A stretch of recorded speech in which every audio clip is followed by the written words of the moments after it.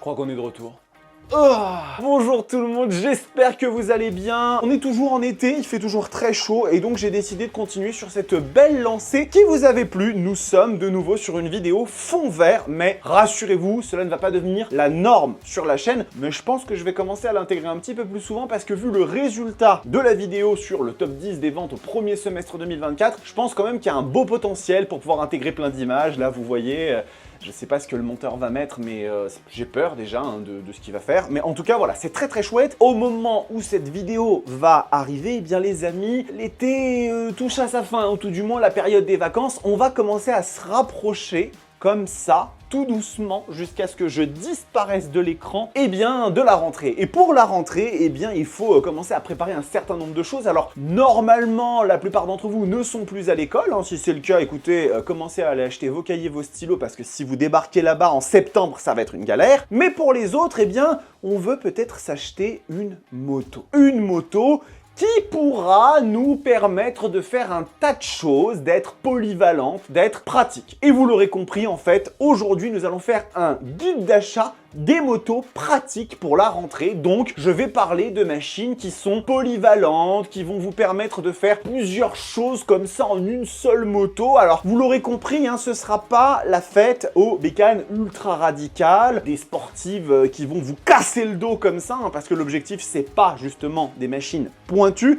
mais plutôt des motos un peu polyvalentes, même s'il y aura quand même quelques petites surprises, rassurez-vous. Je vous le demande rapidement, abonnez-vous à cette chaîne YouTube, c'est extrêmement important. Soutenez l'effort de guerre pour que, eh bien, à la fin de l'année, on dépasse les 40 000 abonnés, ce serait pas mal. C'est un objectif que je me fixe comme ça et je compte sur vous pour le réaliser. Et puis le petit like, le commentaire, vous savez comment ça fonctionne, ça donne du soutien et c'est très important. On va diviser ce guide d'achat en 3 parties. 125 à 600 cc, 600 à 1000 et plus de 1000. Voilà, comme ça, ça permet de voir un petit peu tout. Je dois avoir 17-18 motos. Catégorie 125, 600 cc. Donc là, on est vraiment dans une catégorie qui va beaucoup chercher du côté de l'utilitaire parce que finalement, les notions de puissance, de couple et d'ultra technologie ne sont pas les plus présentes et on va trouver des motos extrêmement chouettes. Je voudrais commencer avec KTM, hein, nos amis de chez KTM, avec la 390 Adventure. Donc là, vous voyez ce que le monteur avait fait la dernière fois, Damir, il a mis des écrans partout. C'est parfait. Vous pouvez la voir sur toutes ses formes, toutes ses coutures. La 390 Adventure, c'est une excellente moto qui va vous permettre eh bien, de partir en road trip, hein, tout à fait. Hein, la puissance du moteur est suffisante pour ça. Vous pouvez l'équiper avec des accessoires. Vous avez le petit caractère KTM qui fait quand même plaisir et la machine, elle envoie comme il faut. Et puis, bah, vous avez une moto qui est tout simplement très polyvalente et qui n'a pas forcément le caractère ultra exubérant de ses grandes sœurs. À partir des 700, 800, 900 cc, ça commence à devenir un peu la foire à la saucisse. Là, on reste quand même sur un truc qui est chouette. On a quand même un petit peu l'âme KTM, mais une moto très polyvalente avec son petit look assez chouette. Vous pouvez pas vous tromper et ce sera toujours un petit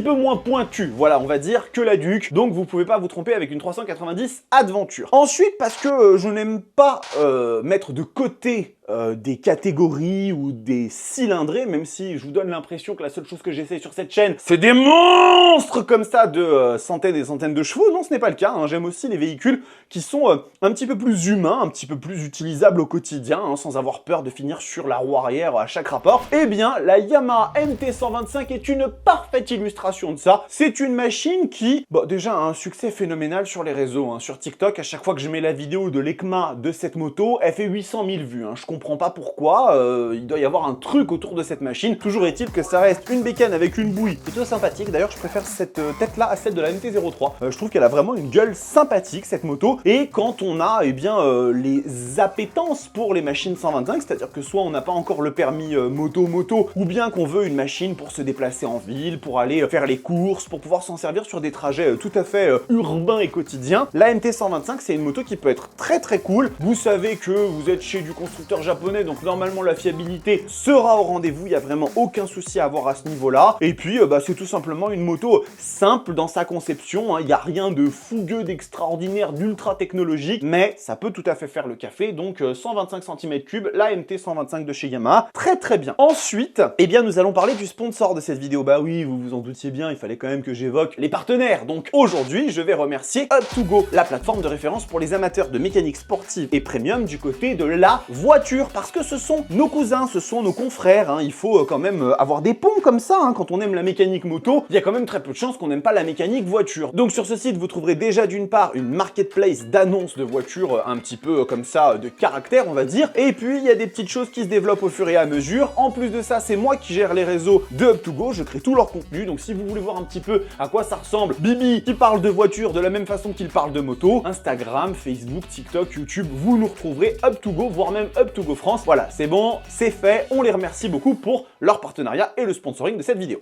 Alors, maintenant on va passer chez le plus gros constructeur moto au monde, c'est-à-dire Honda. Comme ça, on va tourner et encore une fois, je sors du décor. Je sens que ces vidéos vont être incroyables avec la CB500X. Et oui, la CB500X, c'est quand même une légende absolue, hein. Là, vous voyez, vous la reconnaissez, hein. C'est ni plus ni moins qu'une CB500 en version trail. Donc, on retrouve déjà peut-être un des moteurs les plus doux de la production. C'est-à-dire que ce moteur, c'est votre meilleur ami. Vous vous souvenez de la chanson de Laurie, là, ta meilleure amie?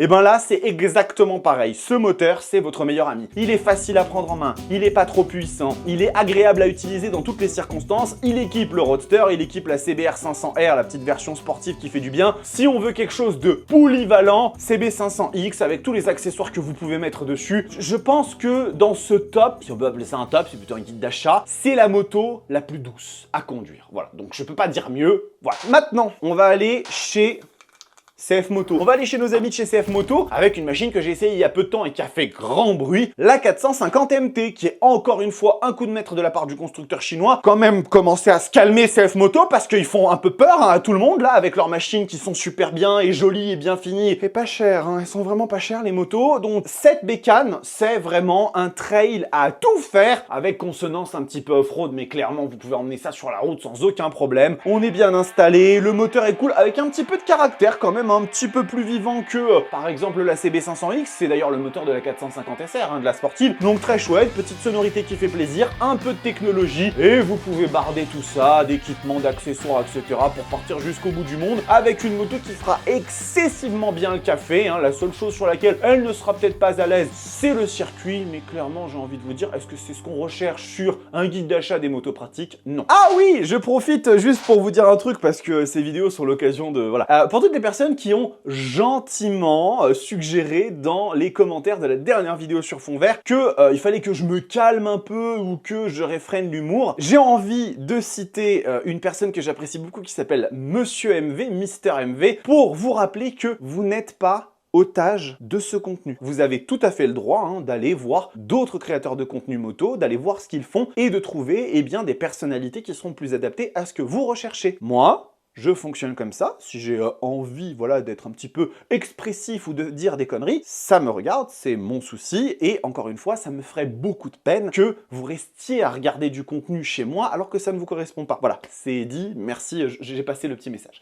Alors, ensuite, on va passer chez BMW avec une machine que je trouve très sexy, et il s'agit de la G310R qui est vraiment un petit roadster tout à fait sympathique. Alors est-ce que c'est la moto la plus polyvalente de BMW dans cette catégorie? Peut-être pas, mais moi j'avais envie de la mettre à l'honneur parce que je suis sûr et certain que on n'est pas non plus sur les performances d'une S1000R, hein, c'est pas le truc qui va vous arracher les bras, mais elle a une vraie bouille, sûr et certain que la partie cycle doit très bien fonctionner pour qui ne souhaite pas nécessairement faire les sliders, les vibreurs, hein, voilà. Et encore une fois, je pense que la proposition marchera extrêmement bien. C'est une machine dont le moteur sera adapté aux usages quotidiens, ça va bien marcher, vous pouvez y mettre des accessoires, chez BMW d'ailleurs c'est un petit peu une tradition, hein. Si vous sortez pas de la concession avec 3 ou 4 access, ça ne va pas, il y a quelque chose qui ne va pas, et donc voilà, il fallait bien une moto BMW dans cette catégorie 2 cylindrée, vous l'avez, c'est la G310R. On va finir par nos amis outre-Manche, nos amis britanniens, hein, avec la Triumph Scrambler 400X. Alors ça, c'est une nouveauté chez Triumph. Ils ont annoncé il n'y a pas longtemps un moteur monocylindre 400 cm3, donc elle existe en version un petit peu, vous savez, roadster. Scrambler, ça, c'est adapté à tout, hein. Vous faites à peu près tout ce que vous voulez avec ça. Du tout-terrain, de la ville, de la route, le moteur est bien dimensionné. La finition, bah, comme d'habitude, hein, c'est du Triumph. C'est peut-être un petit cran en dessous, parce qu'on est sur une machine avec des prétentions tarifaires, on va dire, plus basses. place. Mais vraiment, pour le coup, si vous voulez aller du côté comme ça des Anglais et que vous voulez pas nécessairement mettre 15 000 ou 16 000 euros dans des trails qui sont, ma foi, extrêmement sympathiques, mais totalement hors propos dans cette catégorie-là, Scrambler 400X, ça peut vraiment faire très bien le boulot. Alors, maintenant, on va commencer à s'amuser un petit peu plus parce qu'on va passer de la catégorie 600 à 1000 cc. Et alors là, j'en ai quelques-unes, donc je vais essayer de faire vite. On va commencer tout de suite, encore une fois, chez... Non, on avait déjà fait KTM, on va faire Suzuki maintenant. On va donc plutôt parler de Suzuki en premier avec la V-Strom 800, qui est donc en fait la version trail du nouveau moteur 800 cm3 que Suzuki a annoncé il y a 2 ans à l'EICMA. On a la GSX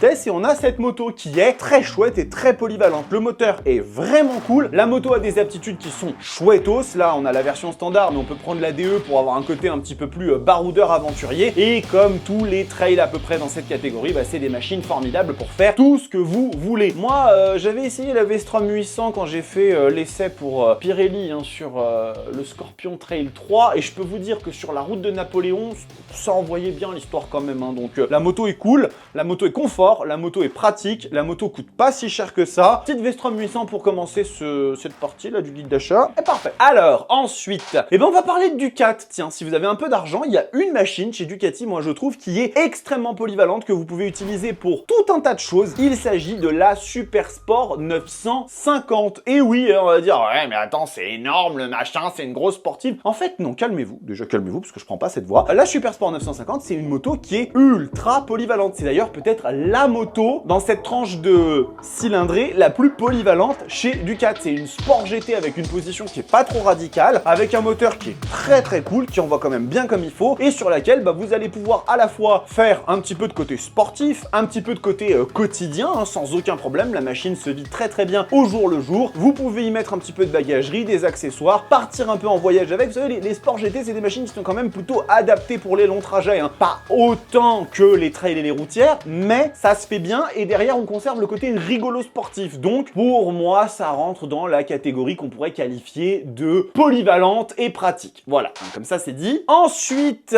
on va aller chez Yamaha. Il y a 2 motos dont j'ai envie de parler. La première, c'est la MT-07. Si vous voulez une moto pratique au quotidien, c'est peut-être une des meilleures. Machine de moto-école par excellence. Elle fait extrêmement bien le café. Petit moteur CP2 qui est pétillant, moto ultra légère. Elle existe en 2 versions. Vous avez la pure et la standard. La différence, c'est que la standard va avoir un écran TFT avec un petit peu de technologie. Vous ne pouvez pas vous tromper là-dessus. C'est vraiment des machines qui sont faites pour tout faire.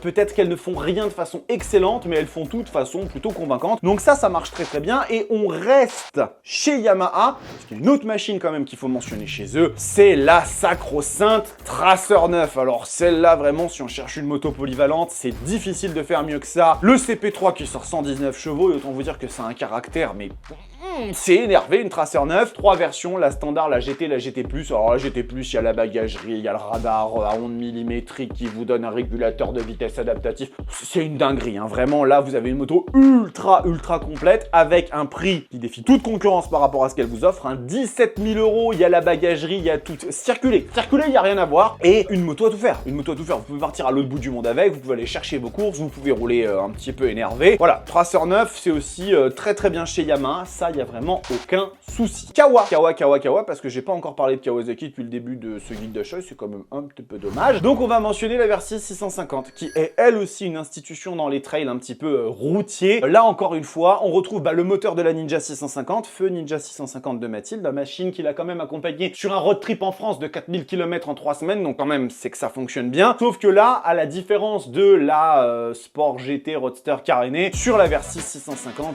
on a un truc qui est hyper droit, confort et tout à fait adapté, avec un bouilleur qui est lui hyper docile, hyper agréable. Et puis après la dotation, vous pouvez y aller. Le seul truc qui me dérange un peu, c'est que c'est des machines qui sont très limites au niveau technologie. Il y a vraiment pas grand chose. C'est une possibilité et encore une fois, ça reste une bonne valeur si vous aimez le côté Kawasaki, le look, pas de souci. On finit avec KTM, parce qu'on avait parlé de KTM au début tout à l'heure et quand même faut mentionner la 890 Adventure, qui est elle aussi une machine formidable. Je l'avais emmenée dans sa version R d'ailleurs à Ouistreham. On avait fait un petit voyage avec Mathilde à Ouistreham et ça s'était très bien passé. D'ailleurs, j'étais sur une version R avec des pneus qui n'étaient pas tout à fait adaptés pour la route, mais elle s'en est très bien accommodée. Et là, à la différence de la Versys 650, c'est bardé d'électronique. Il y en a dans tous les sens sur la 890 Adventure. Vous avez un moteur qui est le LC8C, donc forcément ça a du caractère. suspension WP, donc c'est génialissime, et puis de la techno en veux-tu en voilà. Le prix est quand même sensiblement plus élevé, mais avec une standard, pas une R, parce que la R elle est un peu plus radicale.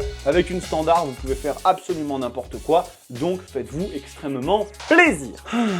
Et ben maintenant on va rigoler. Maintenant on va rigoler parce qu'on va passer sur la catégorie des 1000 cm3, enfin des plus de 1000 cm3 d'ailleurs, attention, c'est plus de 1000 cm3. Et alors là, on va commencer par Honda, parce que chez Honda il y a des trucs sympas dans les plus de 1000 cc. Est-ce que j'ai besoin de vraiment vous présenter la Goldwing? La Honda Goldwing, qui est peut-être la moto la plus luxueuse du monde, la plus confortable du monde, la plus incroyablement du monde. C'est génial. Alors, est-ce que c'est extrêmement pratique pour la ville? Non. Est-ce que c'est extrêmement pratique pour tout le reste? Oui. Une Goldwing, c'est n'importe quoi. Elle existe en deux versions, standard et tour, qui est l'équivalent de l'ancienne Goldwing avec donc top case énorme derrière et puis la coudoir comme ça, votre passager il est mieux installé que vous, il se fait masser, ventiler. C'est n'importe quoi. C'est n'importe quoi. Une Goldwing, c'est vraiment génial. J'en avais essayé une il y a très longtemps. C'est d'ailleurs une des vidéos qui a le mieux marché sur la chaîne. Peut-être que j'irai voir nos amis de chez Moto 91 pour vous remettre à jour l'essai parce que rouler en Goldwing, c'est génialissime. Et le côté pratique est fou parce que la moto vient avec sa bagagerie intégrée. Bon, alors après, ça a la largeur d'un paquebot, donc vous ferez pas de l'interfile aussi facilement qu'avec une MT-07. Mais Dieu que c'est bien.